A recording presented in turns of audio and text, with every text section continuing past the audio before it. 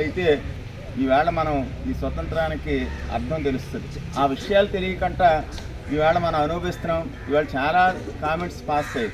మన పాత్ర ఏమిటి, మన ప్రగతిలో, అలాగే వచ్చినటువంటి ఫలాలను అనుభవించడంలో ఎంత పాత్ర ఉంటుందో, ప్రగతికి దోహదపడంలో కూడా వ్యక్తిగా మన పాత్ర ఉండాలి. ఈ దేశంలో 140 కోట్ల మంది ప్రజలు, భవిష్యత్తు తరాలు కూడా బాగా ఉండాలంటే మనం ఏం చేయాలి, మన పాత్ర ఏమిటి, ఇవన్నీ తెలుసుకొని ఆ రోజు పెద్దలు మనకిచ్చినటువంటి రాజ్యాంగ వ్యవస్థల్ని గౌరవించుకుంటూ ఇంకా అంతకన్నా మెరుగైన సమాజం ఎక్కడైనా ఉంటే ఆ వాటిని అనుసరించి చేయడమే మానవుని యొక్క లక్ష్యము. ఎంతో మంది త్యాగఫలాన్ని ఇచ్చిన రోజు ఇది.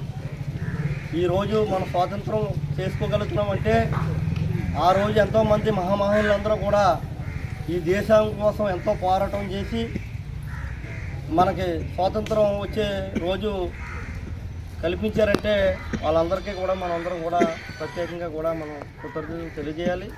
అలాగే గాంధీ బాటలో మనందరం కూడా ప్రయాణించి ఈ దేశ స్వాతంత్రాన్ని ప్రతి పౌరుడికి కూడా రాజ్యాంగబద్ధంగా ప్రతిదీ కూడా హక్కులు కల్పించే విధంగా మనకు స్వాతంత్రం వచ్చిన రోజు, నిజమైన రోజు ఇవాళ ఆగస్టు 15.